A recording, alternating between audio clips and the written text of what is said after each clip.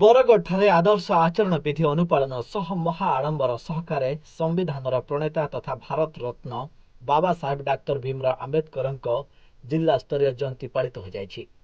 एही समारोह में जिलापाल श्री आदित्य गोयल मुख्य अतिथि भाव जोग देथिबा बेले सम्मानित अतिथि भाव जिला आरक्षी अधीक्षक श्री प्रहलाद सहाय मीना एवं अतिरिक्त जिलापाल श्रीमती मधुछंदा साहू समेत जिला सूचना और लोकसंपर्क अधिकारी श्री प्रहलाद खोसला स्थानीय जिला दौरा एवं देवानी अदालत सम्मुख में बाबा साहेब डाक्टर भीमराव आंबेडकर प्रतिमूर्ति में माल्यार्पण करते।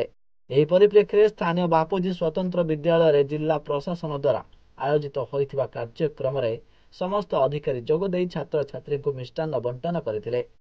एही कार्यक्रम में जिलापाल जोगदे भारत रत्न डाक्टर आंबेडकर आम समस्त प्रेरणार उत्स बोली कहिथिले।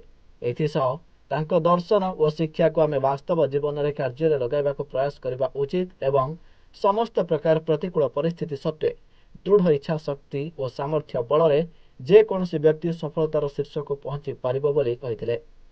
विद्यालय समस्या गुड़ी को पचारि बुझी आदर्श आचरण विधि शेष हेबा परे पिलांको सुविधा लगी आवश्यक आनुषंगिक व्यवस्था करा दिबो बोली कहिसेंती।